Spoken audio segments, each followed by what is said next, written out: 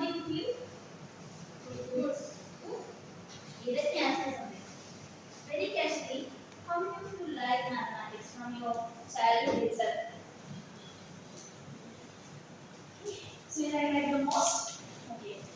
Okay, let me ask one more question. How many of you afraid of mathematics? When, not now, when you were a child, how many of you were afraid of mathematics? Anita, okay. It's happening. So, now we are going to learn about something very new to you, but you are the part of that. That's the thing which we call learner community. Learner community. So, yeah.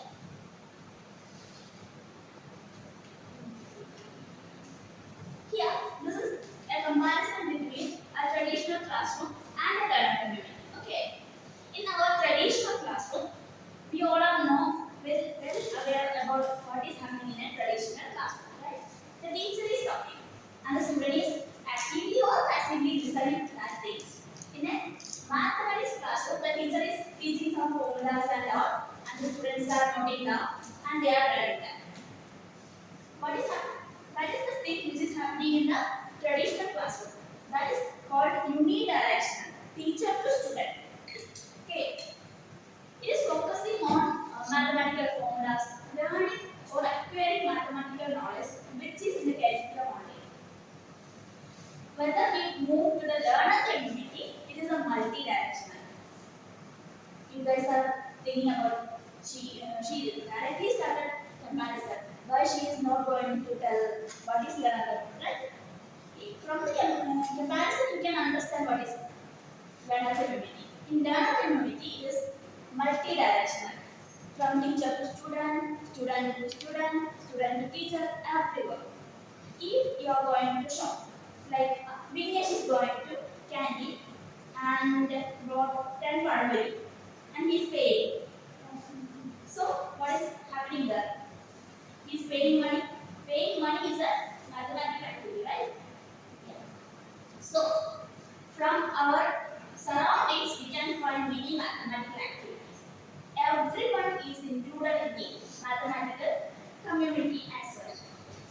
So, yeah. Now let's look what is a learner community or mathematical learner community. The social learning environment where students, teachers, experts inclined to share their knowledge, solve problems, and collectively construct mathematical understanding. It performs learning from a solitary exercise into collaborative, dynamic, and enjoyable process. This is which is the definition for mathematical learner community. Simple words. We all are a part of the learner community. When we were small child, like 2 or 3 year old, we all have one chechi, chadan, or someone who is telling us 1 plus 1.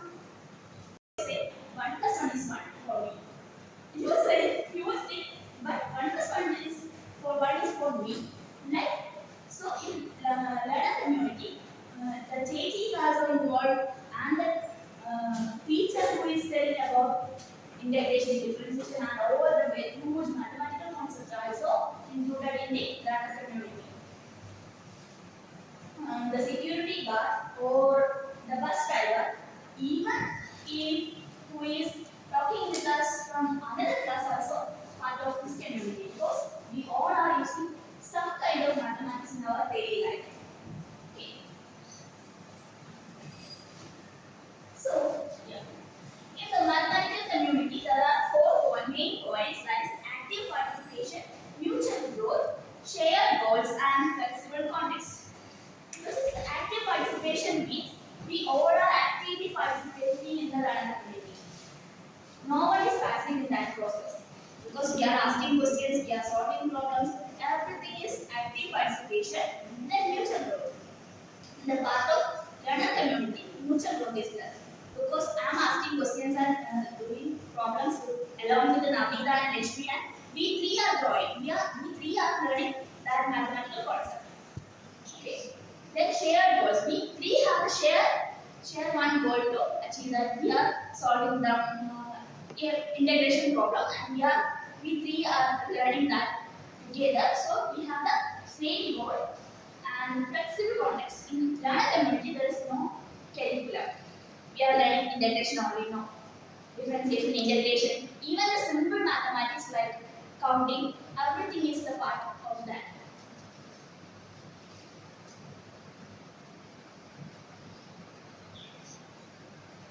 Then the foundational mindset. In our previous classes or schools, the teacher taught us very big things, and finally she is asking some simple questions. And by knowing or unknowingly, we taught that some blunders. What happened? It's the end of the year, and she taught us everything. And she asked a simple question from the first chapter, and knowing or unknowingly, we told it as a wrong answer. Then what? It will be her reaction. For your schooling, what will be her reaction? If she console you or become angry and scold you. Scold you. Definitely she will scold because she taught you everything, and the first chapter, first thing you told very blunder. Then she will be scolding you.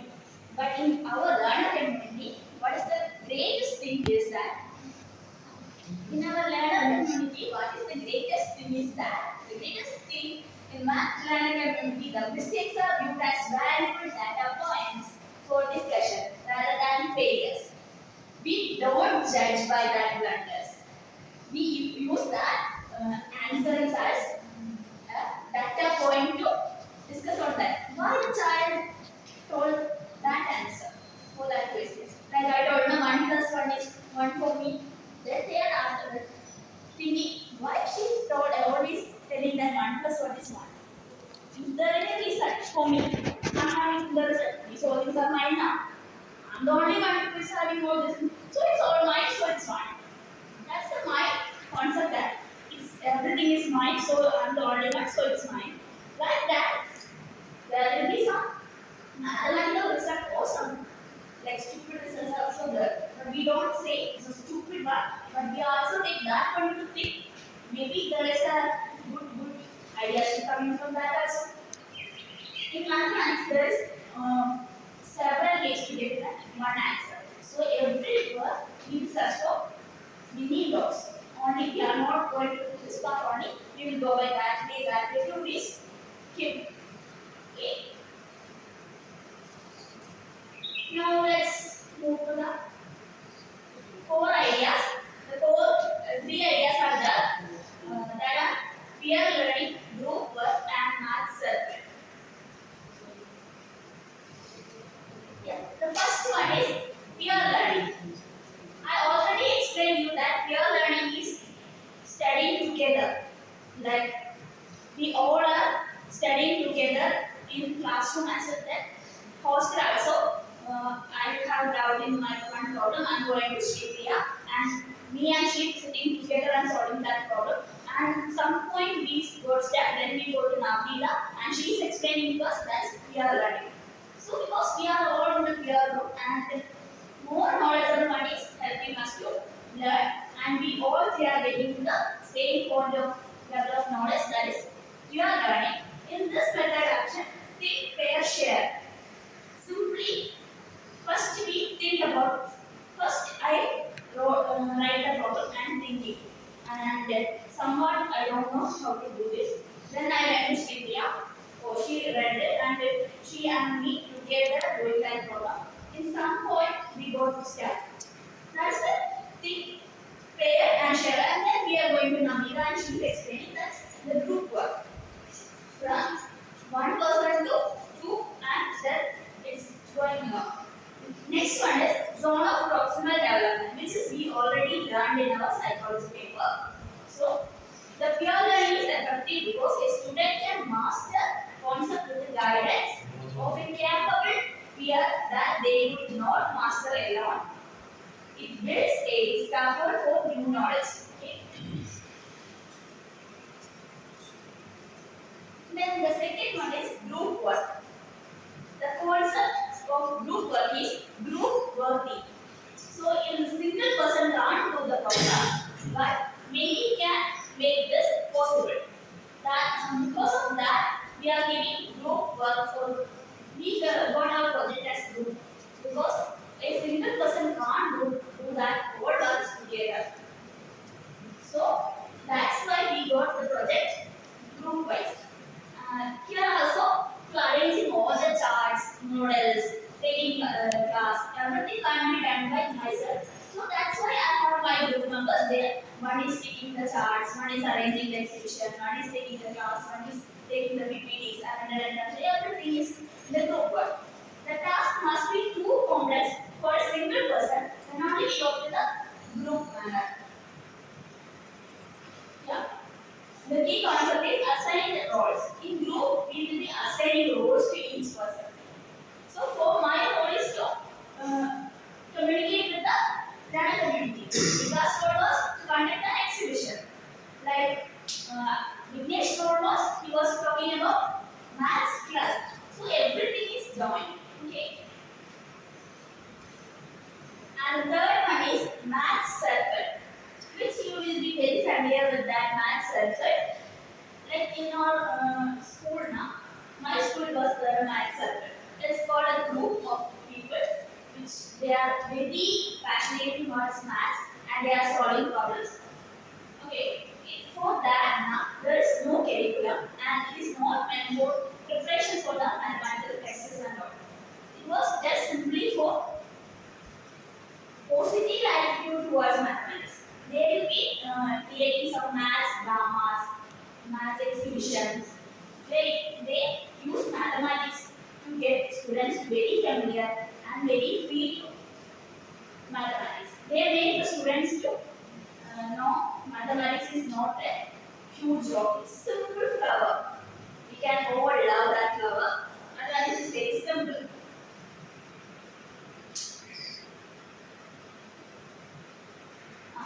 Now the digital toolkits which we can use to learn mathematics. First one is discussion.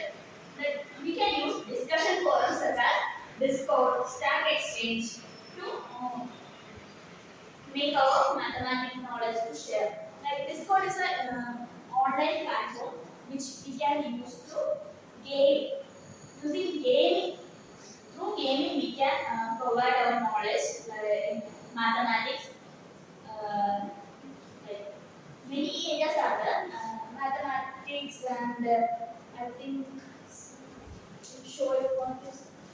I think I have the Discord account. Maybe I can show you. Next one is Stack Exchange. That also an online platform which we can use to communicate with our knowledge. We can find our same knowledgeable personalities and we can share our things and all, which is used for mainly for use. I think 18 plus years more than 18 plus only we can use these accounts because it is meant for university and higher level education purpose. Then the post difficult, we can post difficult problems, receive knowledge, and will be okay. Then real time collaboration, we can use Jamboard and all to solve mathematics and it's remotely. It's remotely to create solutions where students can simultaneously write equations and draw graphs and all.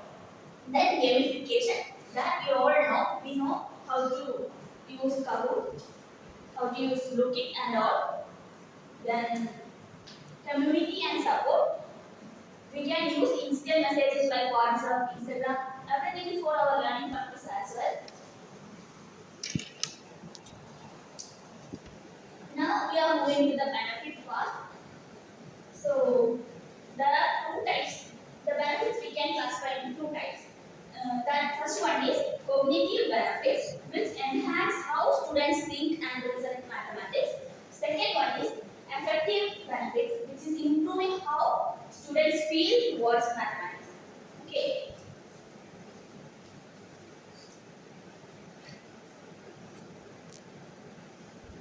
Yeah. Yeah. Elaboration and reflection. The act of explaining mathematical concept to a peer requires the brain reorganize. Like I already told, I didn't get the answer, so I went to Sripriya. Then she is thinking about that and she is recalling that concept and all from someone she stopped that poem. She and me went to Namita. She's explained. So both are thinking about that problem. That time it is reorganizing their knowledge and they are mastering into that poem. Next one is cognitive flexibility. Students are exposed to multiple valid methods for solving the same problem. For geometry and all, we can using this you can make a circle, right? Like using compass also we can make a circle.